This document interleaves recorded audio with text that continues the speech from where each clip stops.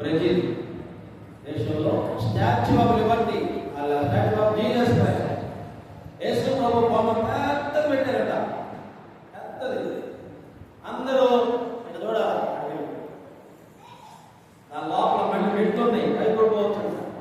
Brazil దేశంలో, ఆ దేశంలో ఇలా పెట్టు దేశంలో బొమ్మ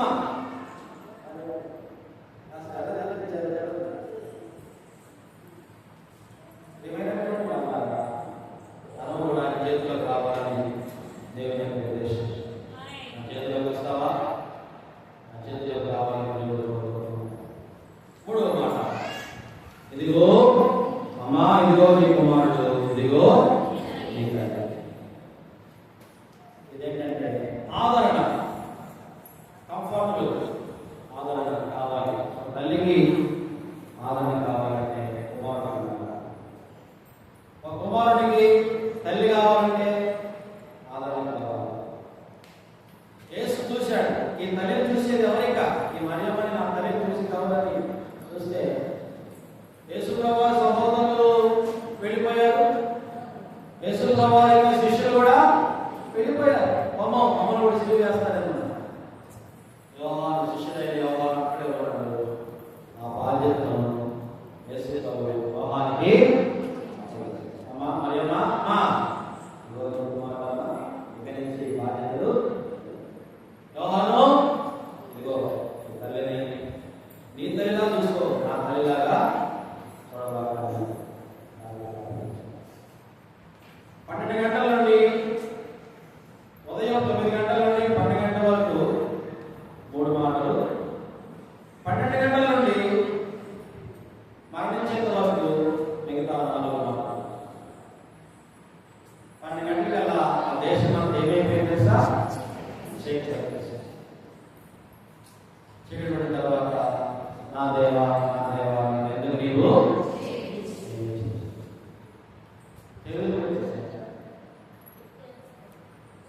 ఎందుకు వదిలిపెట్టాడంటే సర్వలోకంలో ఉన్నటువంటి మానవాళి యొక్క పాపం అంతా మీద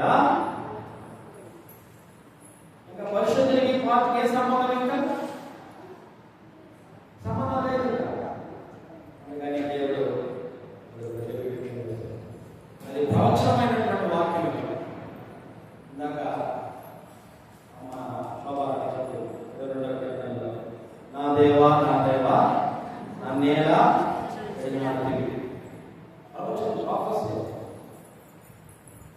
తర్వాత 5వ మాట, నేను తప్పికొనుచున్నాను. నేను తప్పిక. ఎందుకు తప్పిక అయిందంటే, ఇలా వినండి, ఆయన చేతులు ఇలా కట్టేశారు కదా, కట్టేశారు, రాత్రంతా కొడుతున్నారు. రాత్రంతా కైపా సైనికులు కొట్టారు యేసు ప్రభువుని, పిలాతు సైనికులు కొట్టారు యేసు ప్రభువుని, హేరోదు సైనికులు కూడా కొట్టారు యేసు ప్రభువుని. ఉమ్మి వేశారు, పిడిగుద్దులు గుద్దారు, వస్త్రాలు పంచుకున్నారు.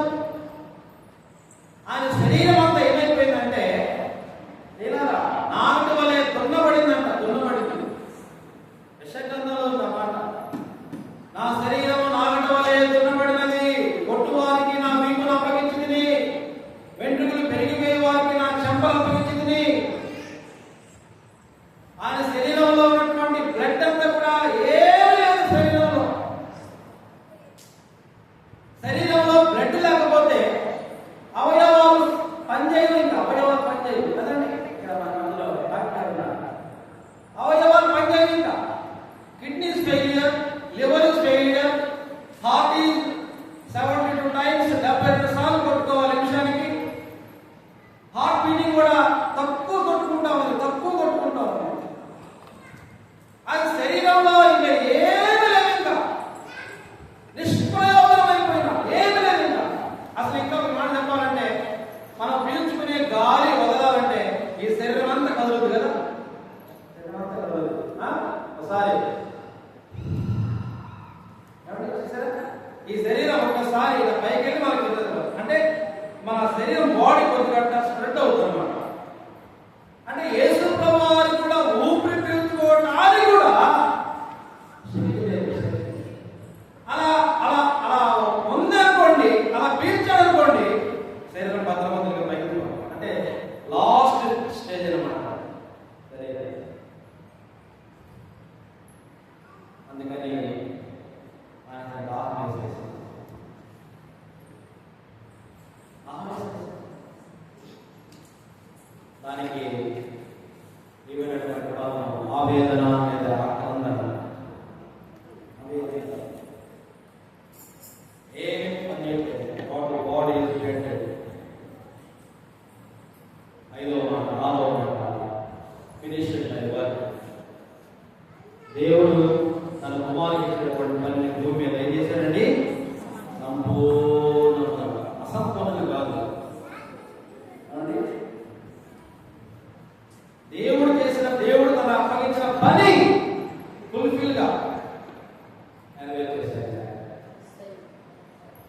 7వ మాట, చివరి తన జీవితాన్ని తండ్రికి అప్పగించుకుంటున్నాడు. అప్పుడు రమారమి గంటలు 3 గంటలు దాటిపోయింది. ఆ సమయంలో సమయంలో ఆయన గొప్ప శబ్దంతో, తండ్రి నీ చేతి ఆత్మను అప్పగించుకుంటున్నాను, తల వచ్చి ప్రాణము జీవితాన్ని పౌలు అంటారు కదా, తిమోతి రాసిన పత్రికలో, మంచి పోరాటము పోరాడింది, నా పరులు పోగొట్టించింది, విశ్వాసమును కాపాడుకుంటుంది, నా దగ్గర మీద నా కొరకు నీతి కిరీటం ఉంచబడింది. నీతి కిరీటం ఈ జీవితానికి ఒక అర్థం ఉంది అని తెలుసుకోవాలని, ఈ జీవితాన్ని దేవుని చేతిలో పెట్టాలని దేవుడు తన వాక్యం ద్వారా మనకు తెలియజేస్తున్నాడు.